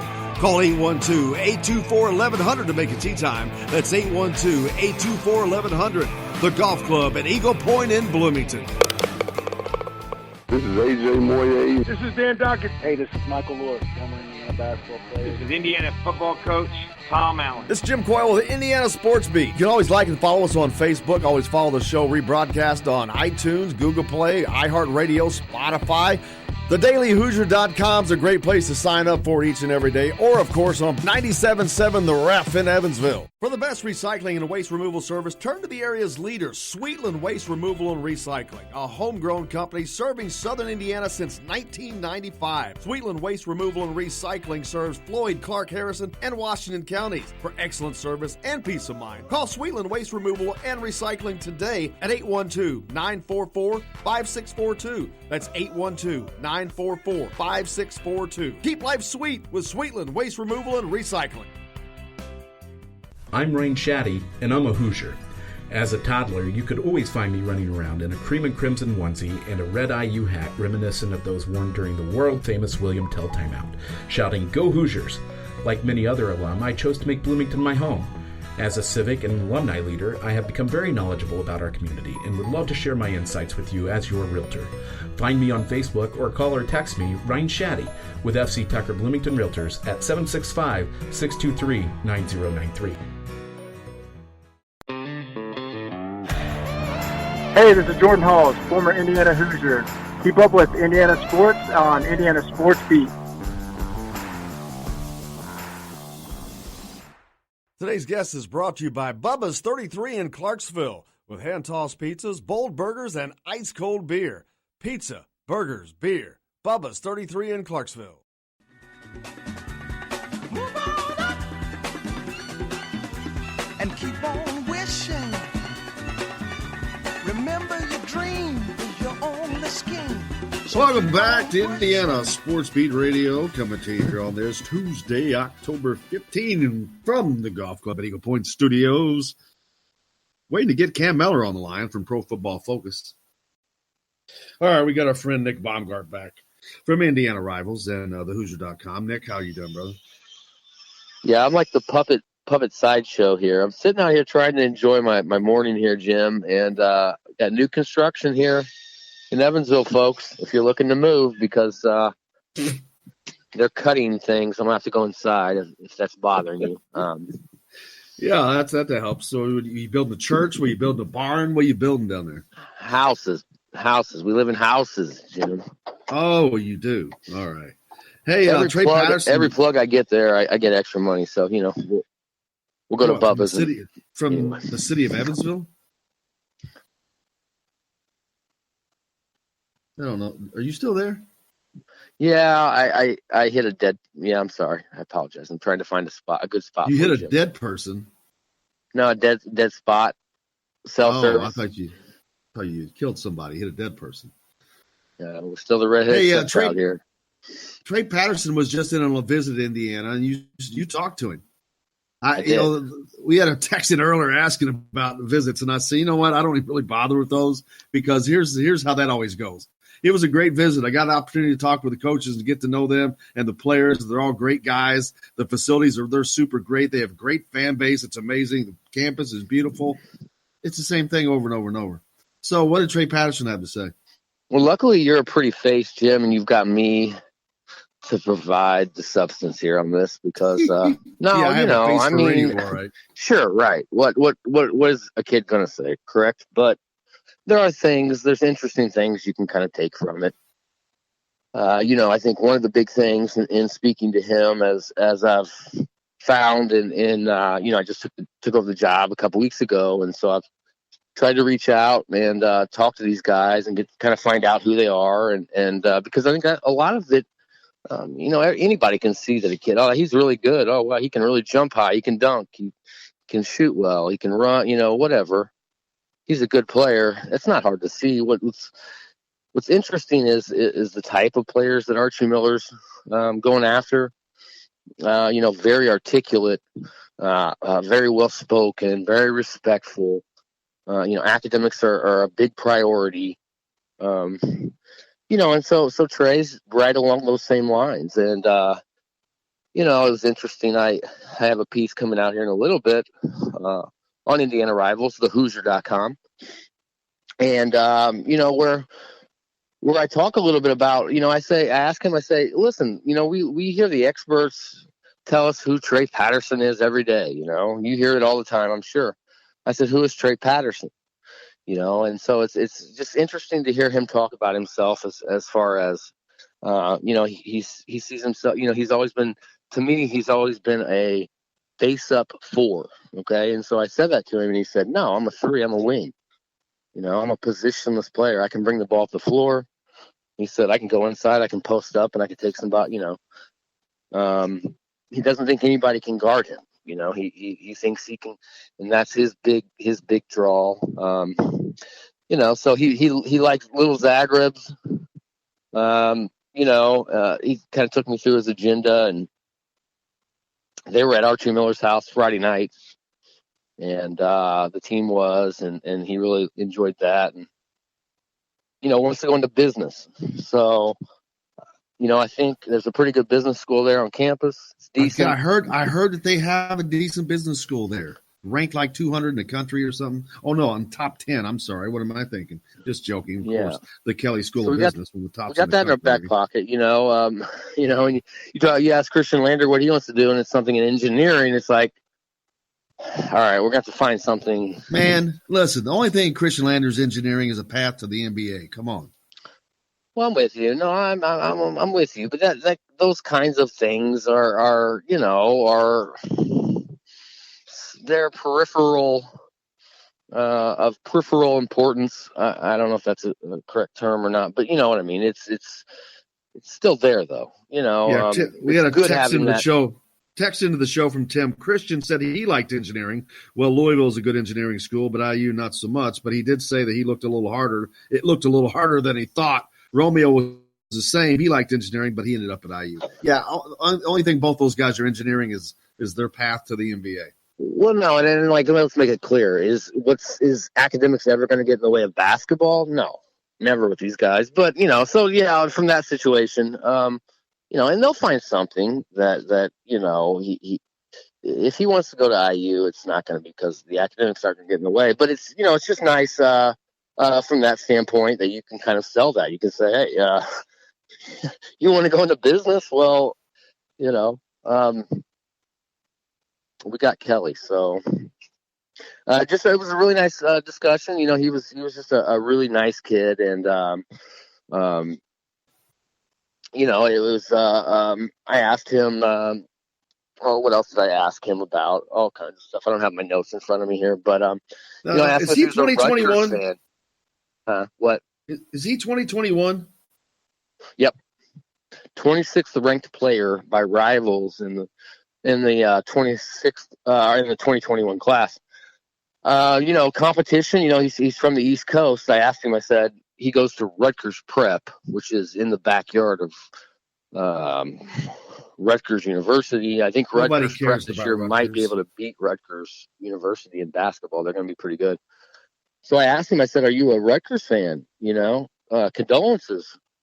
And he said, "No." He said, "Not really." He said, that's the school that was in my backyard growing up. I mean, if I was going to go to a football game, my parents would take me to a Rutgers game, But I mean, I think the competition that Indiana faces here, obviously, it was his very first visit, which is surprised a lot of people. Like Corey Evans, who's very good at his job. He's the national recruiting analyst for Rivals. He said, "Wow, Nick, that surprised me that he chose Indiana." But Villanova's going to be there. That was one of the first schools I mentioned. You mean? I think he has visited Villanova unofficially. No, what was the surprise? The surprise that he visited Indiana for his first visit. Yeah, for his first official. He's just picked up about 30 offers in the last 3 months and 4 months, since last spring. And, so he said Indiana's been there since day one. So, he said, his parents just kind of felt like that was a good place to start, was it at Indiana. So that's why he's at. But, Yeah, these 2021 kids, man, we're so far away from them making a decision. It's almost pointless talking about them to a degree. Well, yeah, it's the junior visits. They're different. They're new. It's kind of a newer thing. So yeah, and I asked him. I said, "Look, I've obligated to ask you your timeline. You're looking at taking your time." He said, "Oh yeah, yeah, we're in this. We're just having fun." Which is kind of the same thing the Landers say, right? So, right now, getting back to Christian Lander, what do you think the odds of him reclassifying are? Well,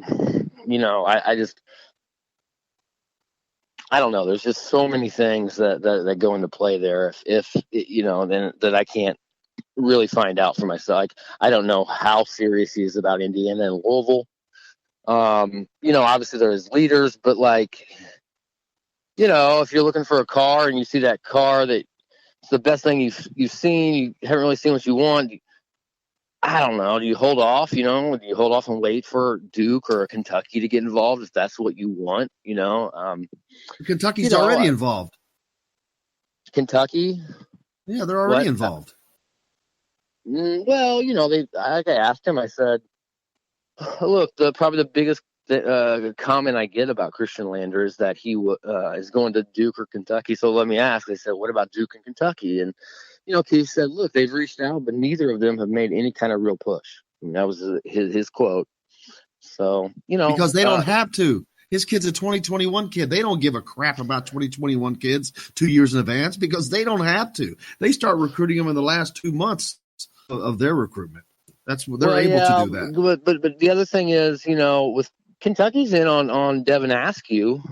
He's ranked one spot higher than Christian in 2021 as a point guard. So, that's something to keep an eye on too if you're Christian Lander fans, Indiana fans. What happens there with Devin Askew? Because if Askew would happen to somehow go to Louisville, well, that would certainly probably help Indiana's causes as far as Lander, but all indications are Askew's going to Kentucky. So in that case, it eliminates Kentucky. I think it's pretty simple. It comes down to this: Indiana needs to win this season if Lander doesn't reclassify to get him next season. He's not going to go to Kansas for obvious reasons. I don't think he's going to go to any place. I don't think he's. Yeah, I'm not going to say he wouldn't go to Duke if Duke were to offer him, but I think it's Indiana or Louisville because of the proximity. His parents want to watch him play ball because he's only going to be in college for a year or two, so they want to see him play as much as they can, and that's not going to happen at a Kansas or North Carolina or a Duke or even a Michigan for that matter. That's just my guess. I think it's similar to Romeo. I think it's very similar to Romeo. He's not going to be there long. I mean, I think Christian may be there 2 years, especially like you said, if he reclassifies, you have a better chance of having him for 2 years. But since he's not going to be in college that long, I think his family would love to see him play. And for that to happen, that's not going to happen at a school that's 10 hours away. No, but, they've said, from day one, you talked to Keith Lander, they're going to let Christian make the decision. So I'm just saying, it's a lot easier for us to say the distance matters. You're the guy that tells me the distance doesn't matter. It doesn't. It depends on who the player is. That's what I'm saying. In this particular situation, I think this is a particular situation. And I always say it's my guess. It's not like this is set in stone. It's not information someone has given me. It's just a devised a read. Yes, absolutely. I mean, I get you. The same with Romeo. And that's now, the guys that are going away for 4 years. It's a different story. Those guys that are going away, they're going to be gone for 3 or 4 years. It's a different story. I mean, not that their families don't want to see them, but I think it makes a difference in the proximity. It weighs on him, like he told me, selfishly, do I want him to stay here close so I can see all of his home games anyway? He said, for sure. He's not moving. He works for Toyota, and, I even made the comment to him. I said, well, hey, he's got an engineering type of job. And I said, there's like a research and development plant in Detroit, right? Because my brother-in-law works for him and has to travel up there some. And dude, what are you recruiting for Michigan? He said, yeah, we're not moving. You recruiting for Michigan? No, I was having a conversation with the man. Listen, nobody takes my advice on anything. So you don't have to worry about that. What's the guy's name on Blue Chips? Happy? They bought the cars. I'm going to start calling you Happy Baumgart. Okay. Like I tell the ladies, I don't care what you call me. Just call me, Jim. That's why they don't, probably. Could be. It could be. That's why I have Jake call you and I don't call you. Well, that's because you big time. I don't want any mixed. I don't want any mixed questions there for you. Now you big time me. You just big time me, Jim. That's the first. I never get that. That's great. I'll take it though because it's funny. Well, my man, Nick Baumgart. Going to see a kid today, and I'll touch on it real quick. Name to know in 2022. I know, I get it. I can't even get out the rest of my day together. But 2022, Julian Norris from Evansville, Bossy.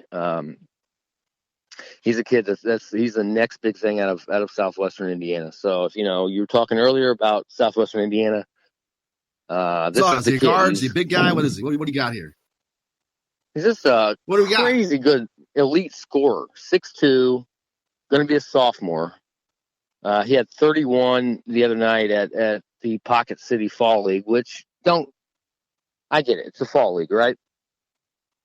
But, you say so. Not even to have played a varsity game yet, to come in and to they just got rave reviews. And Shane Burkhart says that every Division I coach that came in last year to watch Chiron was like, who is this kid?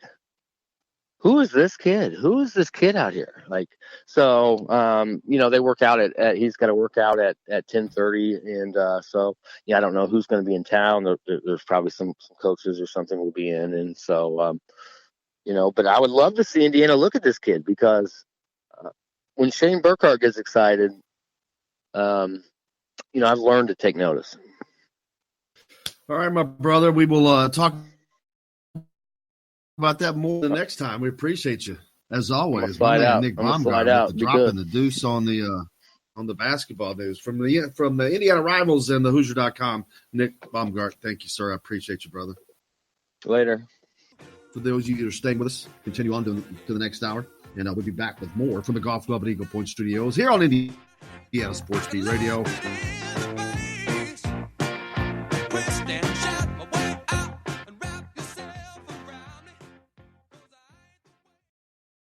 everybody. Jim Coyle from Indiana Sports Beat. When I'm not covering the Hoosiers, you can find me at Bubba's 33 in Clarksville, located on the northeast corner of I-65 at Veterans Parkway. Bubba's 33 has hand-tossed pizzas, bold burgers, and ice-cold beer from a select list of local craft brewers. An incredible food selection, all made fresh daily. Whether you're meeting the team for that post-win meal in the family dining area or meeting friends for happy hour to watch the game on one of Bubba's 50 TVs. Bubba's 33 in Clarksville. Pizza, burgers, beer. We all want a winning smile for those championship photos, and that's exactly what you will get at Reynolds Family Dentistry in Sellersburg. Reynolds Family Dentistry has been serving the dental needs of Hoosier families for over 30 years. Let Doctors Roger and Jay Reynolds take care of your family. Just off of I-65 at 809 South Indiana Avenue in Sellersburg. Call 812-246-3368. That's Reynolds Family Dentistry, 812-246-3368.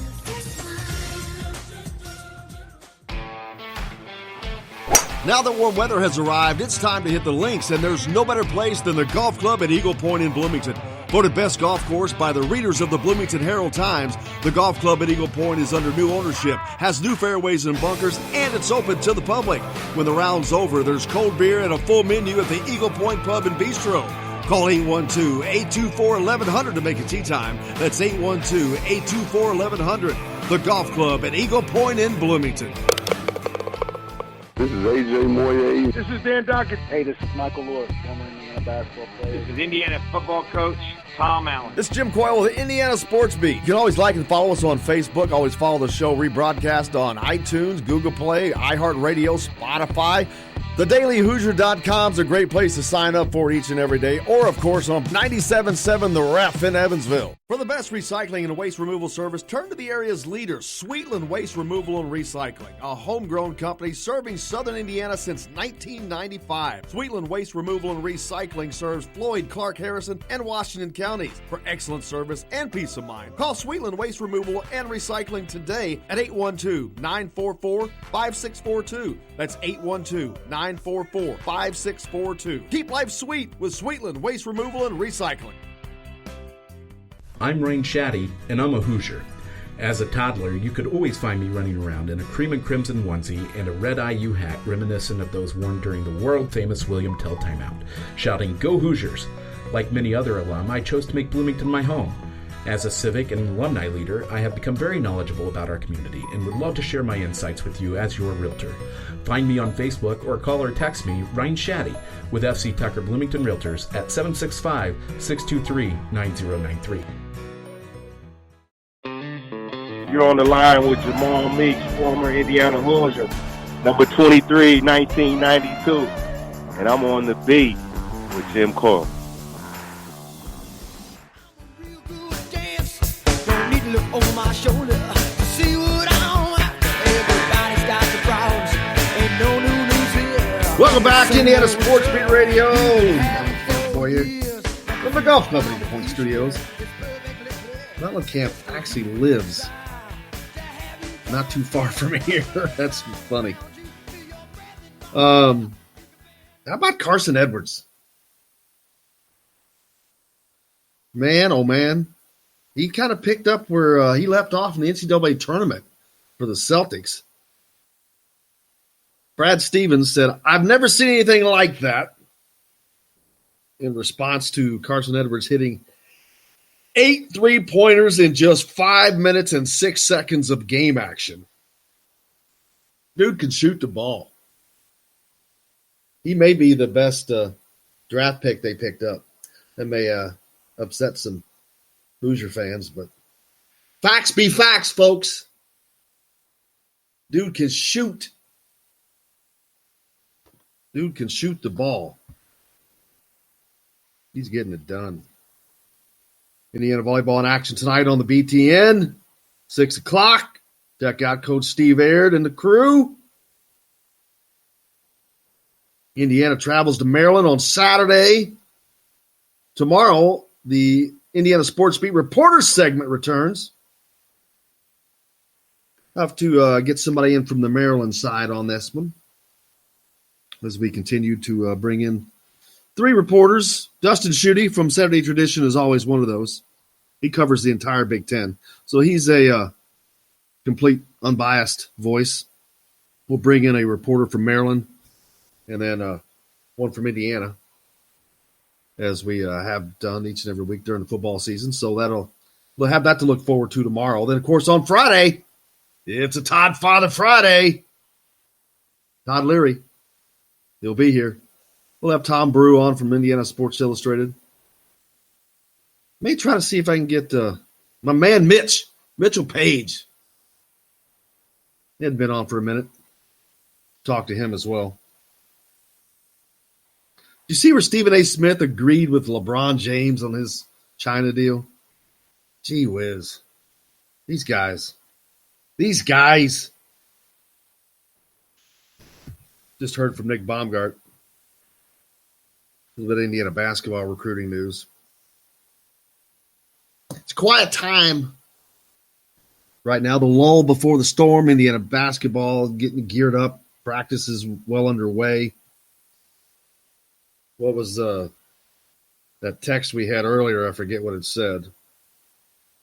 But do have another one in. It said, Ja'Shawn Harris, Divine Redding, and Andrew McDonald were all the XFL draft, and we're undrafted. Divine Redding, of course, former running back. Ja'Shawn, defender. Andrew McDonald.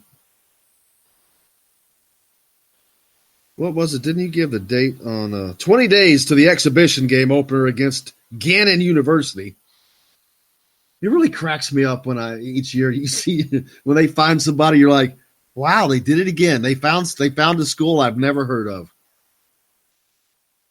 And every year I'm shocked. I'm like, oh, okay, I think I've heard of pretty much every school that Indiana's going to play. Nope. They keep pulling them out of the woodwork, man. 20 days. Not very long. 3 weeks. That means it's on a Tuesday. Basketball season 3 weeks away. 3 weeks from now, where will Indiana football be? Will they be bowl eligible? I think they will already. I think they'll be bowl eligible in 2 weeks, but 3 weeks for sure. It's going to be an exciting football season. I think it's going to be an exciting end of the season. This game against Michigan, I'm putting the cart before the horse. It's several games out. Like 4 games away yet? 5 games away. 5 games away.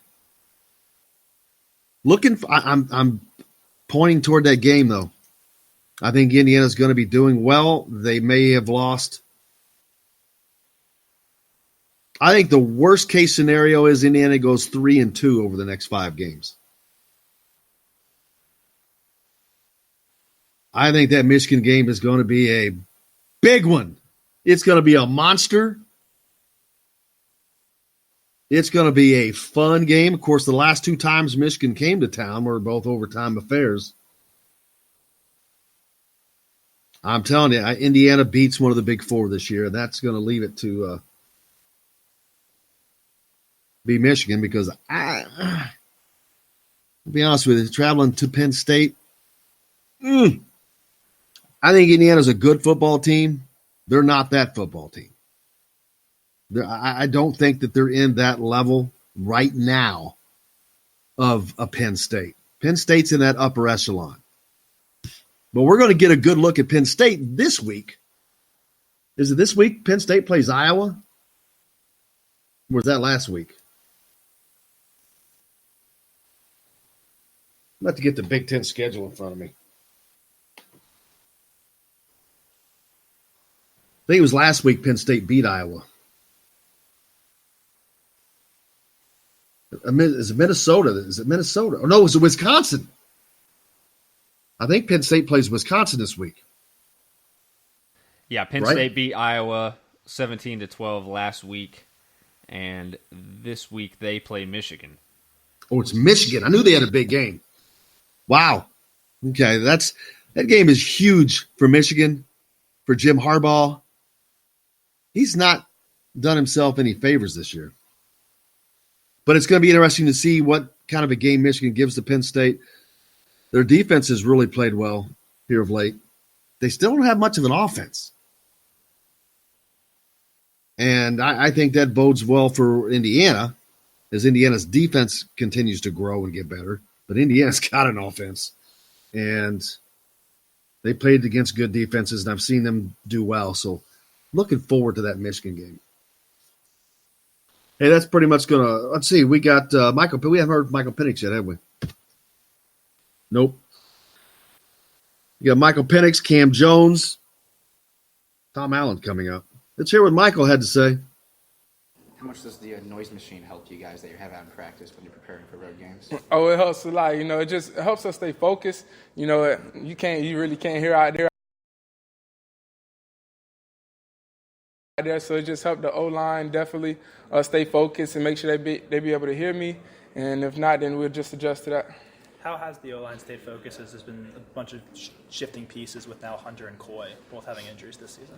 But it starts in the film room and just knowing their plays and knowing what they have to do every play. So that's something that Coach DeBoer stresses a lot. He always say you never know what's going to happen. You got to be ready to step up. And I feel like that's what Charlie did this week and Matt Bedford did as well. How do you feel you're a better quarterback now than you were in week one? I feel just more composed and just more comfortable, just being able to play a few games, got a couple games under my belt. I'm really enjoying the offense as well. That's one thing that can really help. I'm loving what's going on, and it's just very fun just going out and winning. Like you said, you like what's going on in the offense. What about it specifically do you think matches your skill set and really maximizes that? But just Coach DeBoer, he always talks to the quarterbacks, asks us what do we feel, what plays we feel best. I just like that, how he's comfortable with letting us be able to say how we feel about the plays, and he know that he doesn't want to put us in no bad situations. He knows that if we don't feel comfortable with the play, not to do it because it won't go as good. So that's one thing that's been real good. Mike, can you talk a little bit about these last couple of games with the connection with you and Wap and how all that's played out in regards to getting so many good looks and being open as much as he has been? Yeah, that just comes with practice. Every single day in practice, he works extremely hard, and we make those connections in practice, and it shows on the game field. And it's just hard work and great execution of the plays, and that's just what helped Wap be able to be as successful as he's been. Do you feel more comfortable now, too, getting through your reads and progressions during the course of the game? Yes, most definitely. That's just from film study and just knowing what the defense is going to give us and just making the easy throws. As a Florida guy, how are you adjusting to the elements? And it's going to kind of get colder and windier as it goes on. How do you feel like Well, yeah. That's going to, your quarterbacking is going to be impacted by that. Well, no, I don't think anything's going to be impacted. I've been here. I've been through the cold, so it's not going to impact anything at all. That's one thing. Just staying focused. Controlling what I can control and just going out and performing the best. And following up on WAP, you said that you two have played Fortnite together while watching film. I saw how that. does that build? I mean, how have you guys built chemistry kind of off the field with stuff like that, I guess? Oh, so Fortnite, we got teams. All right, so check this out. You got teams. Usually we play duos, so it's just me and him. So I trust him to make sure I don't die, and he trusts me to make sure he don't die. So the same thing on the field. I trust him to make the right, do the right routes and make the catches, and he trusts me to make the right throws. Which one of you is the better player? Oh, Fortnite? Oh, definitely me. How important has that been for you? Fortnite. I know what Fortnite is only because I'm around these guys all the time. I've been hearing this since basketball last year. I know it's a video game. I've never seen it. I have never seen it on a computer, on a commercial. So I have no idea what it actually is. Jake, do you play this game? No, I'm not really a video gamer. No. Do you know what it is? Please explain it to me and to those in the audience that don't know either, because I'm going to be honest with you. Couldn't care less. I'm not a video gamer, but. From my understanding, I think it's a free game, actually. And it's kind of just like a free world where you just go in and fight other people. And there's like some thing where you could build stuff too. But I've never played it. I don't know. You'll probably have to ask one of the players to give a full in-depth review on actually what it is. But from my understanding, that's basically the gist of it. I don't know if there's an actual point, and I think you just play other people online and just fight, basically. Now, I saw something the other night where it shut down. There was just like a hole or something. I don't keep up with it enough. I've reached that point in life. I'm like, yeah, who, what? And you start hearing singers. I'm like, oh, never heard of them. Yeah, I'm there, unfortunately. Hey, man, let's see. Cam Jones, one of the better defensive players for Indiana as well. We got to speak with him as well. Let's hear what Cam had to say. Oh yeah, we got a different package on third down, and third down win games. We stop them on third down, we get off the field. So if I get the defense pumped up, the crowd pumped up, it brings energy. So I take pride in that. And I just continue to get everybody on the same page. I think you had one play in the game where you tweeted and you kind of thanked the strength staff. I guess you kind of ran the one guy over and ran him down. How quickly were you able to refocus your attention after hitting that guy to get back to you? We actually been working on that play all week long, and the goal was to get a straight run through to the quarterback. So when I saw him stepped up, I was kind of mad. I was like, man, come on now. So I just kind of wanted to go through him. I just thought about getting to the quarterback, and I knew where the quarterback was, and I just wanted him. I wanted him bad. Do you feel like you had a stronger that allows you to push through guys like that? Oh, yeah, definitely. Our strength staff, they're amazing. They work with us to work on certain things that we need to work on. They're amazing. And I'm glad they're here. They continue to get us stronger and faster. You can hold up there at the end, too, and just kind of push the guy. I guess you think about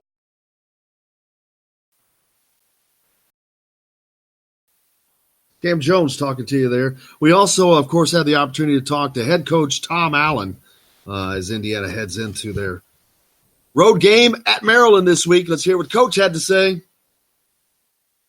A little bit of a recap from the weekend after a chance to watch the film. Just proud of our players for their way they prepared and stayed locked in. Thought we had a good, productive bye week, and I think that it proved itself to be that way with how we performed. Guys were sharp. We started fast. That was the whole objective. Leading up to the game was for us to be able to be at our best early and set the tone early, and did exactly that. The sack cost fumble. I don't know if I've ever had one of those where the first play of the game was that kind of situation. So really, excited for Quan. The kind of 1 year anniversary almost of his, major setback and struggle with his home there in Florida and with the hurricane. So he was pretty fitting for him to be rewarded with that. And he's done so many awesome things for us. And D-Mac, we just were talking about him and how well he's been playing. And so he continues to do a great job. So just set the tone right away, and then offense took care of business. But did feel like that we had at the 8:40 mark, we scored our third touchdown in the first quarter, and kind of a lull from there until halftime. Still moved the ball, had a lot of yards, didn't score enough points. We talked about that as a staff and as a team, and addressing that with our offense. Just thought we got a little. We lost our focus a little bit, didn't execute at the level that I think we should have. But I thought the defense continued to play at a high level throughout the whole game, so I was encouraged by that. But just going through, I just felt like that we ran the football the way we needed to run the football, and for 260 yards and 6.8 yards a carry. And then obviously Stevie did some good things, but the O-line was not perfect. Still things to clean up and work on, but did a good job. And then even with Hunter going down, and Charlie came in there and did a really good job playing center.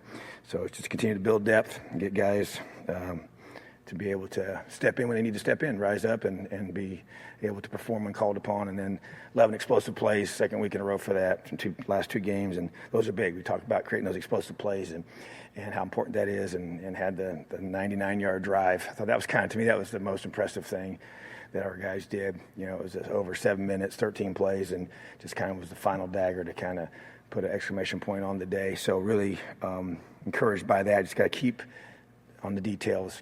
Still got some young guys in there, and how they prepare, how they get ready to handle some early success.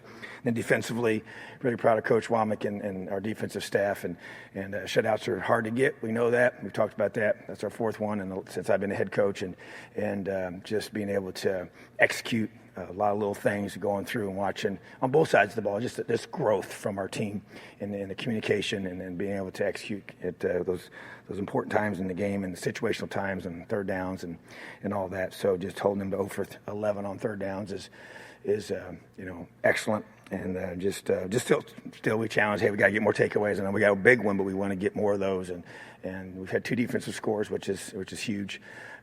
But still, we need to get more of those. But I just thought that our special teams had a couple penalties that still hurt us, and that was really disappointing. So we have to get that, has to be fixed. And so we will be addressing that very consistently and trying to get to where we can eliminate those, because those are momentum changing, field position changing opportunities there. So, but just thought our guys played really hard, and that to me is really what stuck out. And it's very important. I want our guys to really show their appreciation for all of our former players that have donated to make our locker room what it is, and just a special weekend to have a bunch of former players back, alumni for the university, and it's important, to be able to play at a certain level and thank them with how hard you play, and that's something I just want to make sure we did, and I thought our guys responded to that. In terms of just individual performances, offensive player of the game, Wap, 10 catches, 182 yards, continues to play at a high level. Stevie Scott, 12 rushes, 165 yards, almost 14 yards a carry. So just thought he ran hard. We had a couple statement runs, his big run there in the third quarter, and then even when there in the first quarter when Nick Westbrook scored his touchdown, just the attitude, the toughness, the weight room, the way we run through people. I thought there was just those kind of plays physically on defense, and I just think that's just really encouraged by that.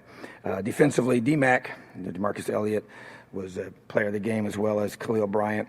D-Mac had 3 tackles. He had the sack, the tackles for loss, several of those, and then the caused fumble. And then Khalil Bryant's just been playing so consistent, really encouraged by his just consistent performance. And he's so dependable guy that makes a lot of checks back there, kind of sets everybody and, calms everybody, and he just plays really hard.